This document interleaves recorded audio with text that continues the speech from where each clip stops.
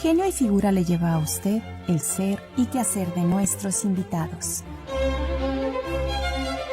Arte, ciencia, deporte, activismo ecológico. Genio y Figura, más que una entrevista, porque todos tenemos una historia que contar. Genio y Figura.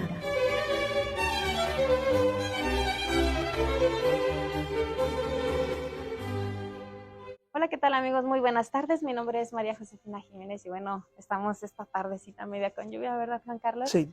En la Casa Terán, esta casa tan emblemática que ha sido testigo de grandes historias.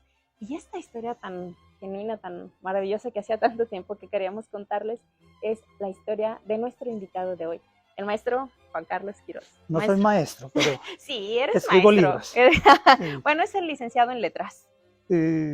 Bueno, ¿no? Sí, escribo libros. Escribe libros, el poeta. Mayormente de poesía. Poesía, también narrativa. Sí, narrativa poquito. Ahorita estoy indagando un poquito más en la narrativa. Lo que es la crónica es la novela. Pero yo empecé, es curioso, o sea, yo empecé con narrativa. Yo ya publiqué una novela, afortunadamente la publiqué con un seudónimo. Te digo, porque no les voy a decir a nadie cuál, porque es muy fea la novela, muy fea. ¿Cómo se llamaba esa novela? Tiene unos errores, no te voy a decir. No, pues con el nombre luego o sea. No, yo creo que ya debe de estar en el olvido. Yo tengo algunos ejemplares, pero nada más por mi acervo personal. Y fíjate que un día sí me la encontré en los libros de segunda. Y no, pues la compré, ¿verdad? Para que no estuviera ahí olvidada. Pero es curioso, te digo, porque sí es malísima. Malísima, es la peor novela pero afortunadamente la publiqué con un seudónimo. Y a raíz de ahí ya pues, escribía poesía, desde el principio he escrito poesía. Y ya me incliné por la poesía. Ahorita estoy, te digo, haciendo un poco de crónica, novela, terminé ya 2 novelas, cortas, pero las terminé. Es muy interesante porque, bueno, una es una historia de amor, la historia de amor de mis papás, pero que está rodeada de mucho simbolismo de fe. Por ejemplo, ellos dos se conocieron un 15 de agosto en el río Pirules. Antes, los 15 de agosto, no existía la romería. Antes todos se iban, ponían tapancos a la orilla del río Pirules. Hay fotos en el archivo. Les recomiendo que busquen fotos de Aguascalientes antiguo. Y se iba toda la gente allá a celebrar el Día de la Virgen. Y todos se regresaban a la misa de las 9 de la noche. Y se regresaban todos a la misa, porque sí le celebraban obviamente a la Virgen, pero no existía la romería. Ya después implementaron la romería, pero se conocieron, se vieron por primera vez en el río Pirules, pero mi papá no se atrevió a sacarle plática a mi mamá, le dio temor, no se animó, pero la siguió, y mi mamá, no acosándola, o sea, tenían 15, 14, 16 años, si no va a sonar como una cosa así. No. Y ella sí se dio cuenta, se percató y se gustaron los dos. Pero mi papá no se atrevió, nada más pasó 2 veces al lado de ella y no se animó. Pero pasó un mes, ya no se vieron ese día, pasó un mes y en el día del grito la volvió a ver aquí en la plaza principal y ahí sí mi papá le sacó plática, sí. Okay. Pero mi papá no se... por impresionarla, él no se imaginó que toda la vida le iba a vivir con ella. Por impactarla le dijo que era un muchacho que estaba aprendiendo a ser empresario y que venía de Monterrey. Y todo eso lo narras en la novela. Sí, todo, porque es muy divertido, ellos lo platican. Claro. Al final pues ya él le tiene que confesar.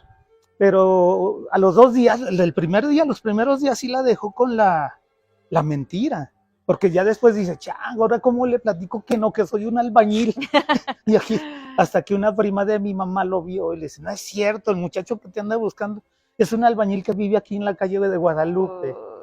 No. Pero además, bueno, la historia de ellos es muy peculiar, pero yo me apoyo mucho en la historia de Aguascalientes, porque nos ha tocado ver un cambio en Aguascalientes muy bonito. Y además todavía no tiene título esa novela, no me he decidido. Tentativamente se llama el último strike o el último out, porque mi papá era fanático del béisbol al ser fanático del béisbol, a mí también me hizo fanático del béisbol, y era un seguidor ferviente de los rieleros de Aguascalientes. Y a mi papá le tocó vivir desde que llegaron la primera vez rieleros de Aguascalientes aquí, y ya jamás los dejó de ver. Y me apoyo en la historia también de rieleros de Aguascalientes. Es una novelita que también habla de mucho béisbol, del campeonato de los rieleros. Se llama El Último Strike porque sí, hay gente que no lo sabe, pero la única vez que quedó campeón Rieleros de Aguascalientes en béisbol, que fue en 1971, si no mal recuerdo, le ganaron la semifinal a los Diablos Rojos del México, pero con un juego perfecto de un pitcher que se llama Horacio Piña. ¿Todavía vive? Horacio Piña, creo que, no estoy seguro si todavía vive. Es un jugador que venía de las grandes ligas y lo contratan aquí, venía de tener temporadas muy buenas en las grandes ligas y lo contrata a Rieleros. Y aquí tiene un juego perfecto. De hecho, duró como unos 30 años siendo el único juego perfecto de la Liga Mexicana Profesional de Béisbol, hasta que hace como unos 5 años en Puebla otro pitcher hizo un juego perfecto. ¿Y ¿Sí todo sabes eso qué lo es un juego? narras? Sí, todo eso. Sí, por eso te digo, no solamente es la historia de mis papás, Claro, sino es el contexto sino es el contexto. histórico. Y Claro. además yo me crié en barrios muy simbólicos, importantes para... Guadalupe. En Guadalupe, me crié exactamente en Justo en el medio corazón. de San Marcos, Oh, Guadalupe y también del centro. sí, sí. Y me apoyo mucho, por ejemplo, en la historia de los dos templos de Guadalupe, que por ejemplo la segunda...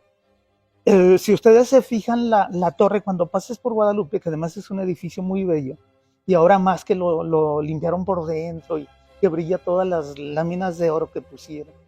Pero la torre la terminaron de hacer hace como 25 años. La torre de este lado no tenía una torre. Si tú te pones a indagar fotos, no tenía una torre, y esa torre todavía mucha gente del barrio le tocó, a mis compañeros, a mí no. Cooperar ahí.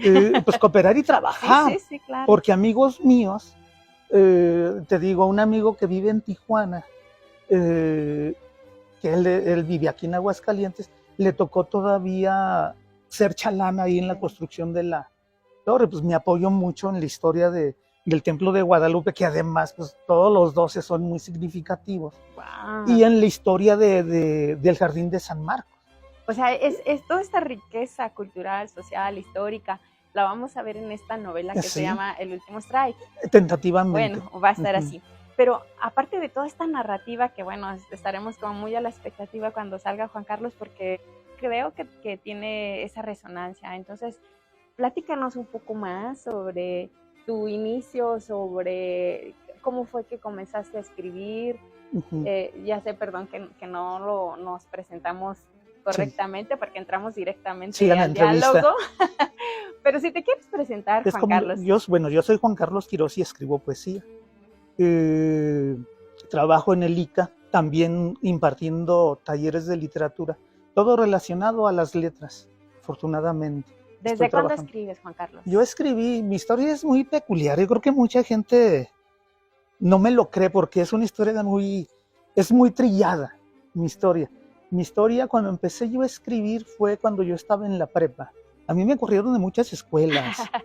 Bueno, pues lo tengo que decir, mi familia ya todo el mundo lo sabe. Me corrieron de muchas escuelas, primarias, secundarias, pobre de mis padres que estaban constantemente teniendo que ir a arreglar los problemas de su hijo. Y entonces cuando me corren de la prepa, yo estuve en el Mendel un tiempo, estuve en la Benito Juárez, estuve cuando me becaron también en el Margil, pero me corrieron. Me gustaba mucho el fútbol y eso hacía que me dieran becas a mí para estudiar. Y me corrieron y terminé llegando a la prepa Morelos, que está en el Encino, que en aquel entonces, que la familia Miranda me disculpe porque antes le decíamos la prepa de los refugiados, porque sí es cierto, en aquel entonces a todos los que nos corrían llegábamos a dar ahí, pero no, una escuela muy buena, yo tuve maestros extraordinarios. Y no, a mí me apoyó mucho también el maestro Cuco Miranda, director y fundador de la prepa, y la maestra Leti, que está en Monterrey ahora, que gracias a ella yo me metí en todo este mundo de la literatura, porque me iba a reprobar en lectura y redacción Y a todos los que nos iba a reprobar nos dijo, hagan un trabajo, como en todas las escuelas, haz un trabajo para pasarte con 6. Y entonces nos dio una lista de varios autores. Okay. Y elijan uno, lean un libro, un clásico trabajo. Escríbanme la reseña y platíquenme algo de qué les gustó, qué no les gustó del libro. Y yo al azar elegí el de Pablo Neruda. En ese momento yo soy un lector tardío. Mucha gente, yo no me obsesiono mucho en eso, pero normalmente tú cuando entrevistas a algún autor, normalmente todos empiezan leyendo a los 8 años, 10 años, ya leyeron los cuentos de los hermanos Grimm, ya leyeron El Principito. No, a mí no me pasaba por aquí que yo iba a terminar haciendo libros. Tenías 17. 16, 17 años. Y empezaste 17, con Neruda, empezaste con Neruda. Sí, pero fíjate que yo no había leído ningún libro. A los 17 años yo no había leído ningún libro en mi vida. O sea, ¿quién me iba a decir que yo me iba a dedicar? Y por eso cuando a veces, ya después cuando me iba yo a encuentros de escritores y yo platicando con ellos, o los veía en las conferencias, digo, no, pues estos me llevan un montón de ventaja. Me llevan 10 años de lectura de ventaja. Pero afortunadamente cuando llega a mi vida esta persona y otro primo, Armando Quiroz, que él me ayudó mucho también. Me regalaba muchos libros, me prestaba y, ay, si ves esta entrevista, te voy a regresar los libros. Primo. Desde entonces que no sí, te los hay muchos que no les he regresado. Oh. Pero te digo, es raro, mi historia es un poquito peculiar en ese sentido. Y yo, cuando me dicen, escojo el libro de Pablo Neruda, vengo a la biblioteca y busco el libro más delgadito de Pablo Neruda, como todo no lector, todo joven flojo, ¿no?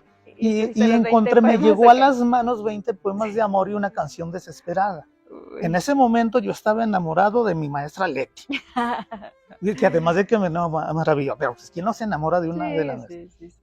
Sí. Pero además yo me enamoraba cada 20 minutos.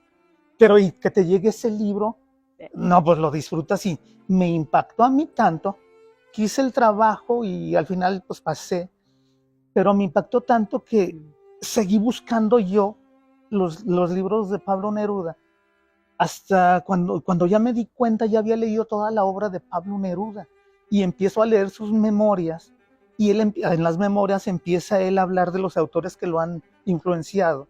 Y la historia de Pablo Neruda, que de por sí también es muy peculiar. Él empezó escribiendo con seudónimo, por si no lo sabes. Pablo Neruda no es un nombre original. Se escribe así en homenaje a un poeta checoslovaco que se llama Jan Neruda.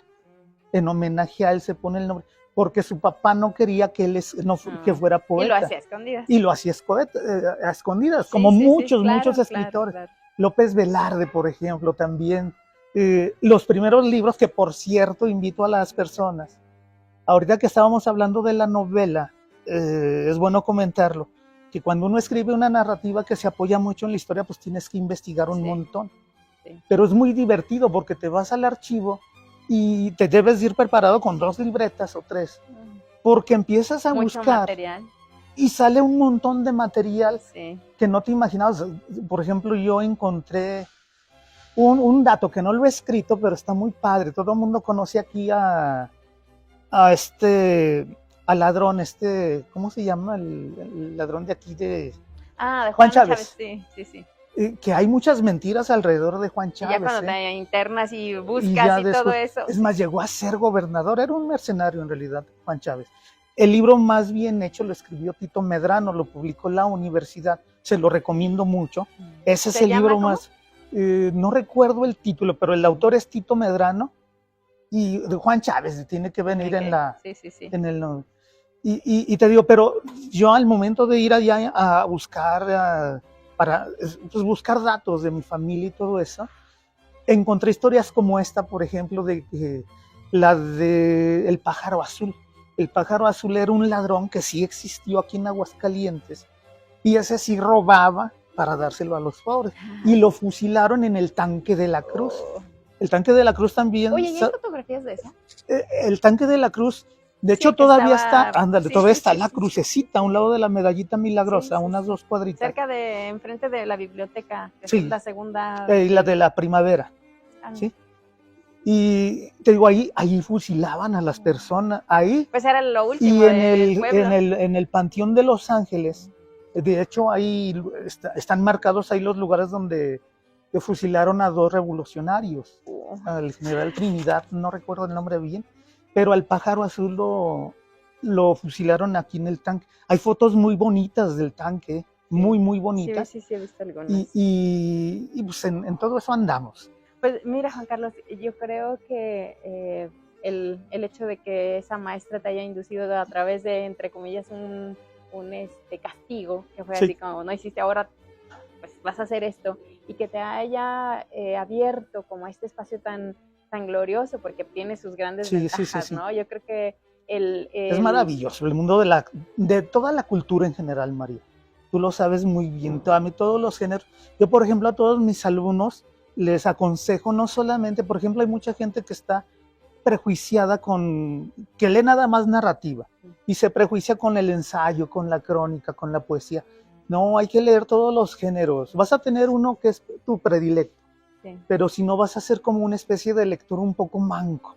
Este enfoque tuyo a la poesía, digo, porque ahora que mencionas que hay que tener como este acceso a todas estas ramas de la literatura, por ejemplo, cuando los jóvenes empiezan a ver lo que es la poesía y luego no la entienden, así como, es que no sé qué quiere decir, no sé qué metáforas, o sea, no podría interpretarte esta historia. A la poesía se llega después de tener cierto conocimiento, cierta preparación, o es como algo que entras o una casa abierta que te espera. ¿Cómo lo ves tú? No, mira, la poesía, ya específicamente la poesía, que sí es el género, yo creo que más difícil de todos los géneros literarios. Obvio, pero, ojo, mucha gente le tiene temor a la poesía porque sí hay muchas poesías que no te platican nada y tú estás acostumbrado a escuchar que te platiquen. Ahora, afortunadamente, está tendiendo la literatura a ser ya todo un híbrido. Los libros de poesía, si tú los lees, tienen muchísima narrativa, mucha. De ahora que se dio como este boom del verso libre, ¿no? Sí, como del verso libre, y ya hay muchos, incluso que la prosa poética ha ayudado un montón. Sí. Y yo últimamente, fíjate, yo he notado los cambios en mis trabajos. Por ejemplo, ya son muy narrativos. Mis 2 últimos libros son completamente narrativos, platican historias. Sí. Juan Carlos, ¿qué te parece? Esta entrevista me parece, y yo creo que a los que nos están escuchando y viendo también, lo vamos a dividir en 2 partes para que usted pueda tener esta oportunidad de hacerlo. No, ya sí. Entonces, en esta primera parte, gracias Juan Carlos. Seguimos en la próxima segunda parte de lo que es la entrevista con el poeta Juan Carlos Quirós. Muchas gracias.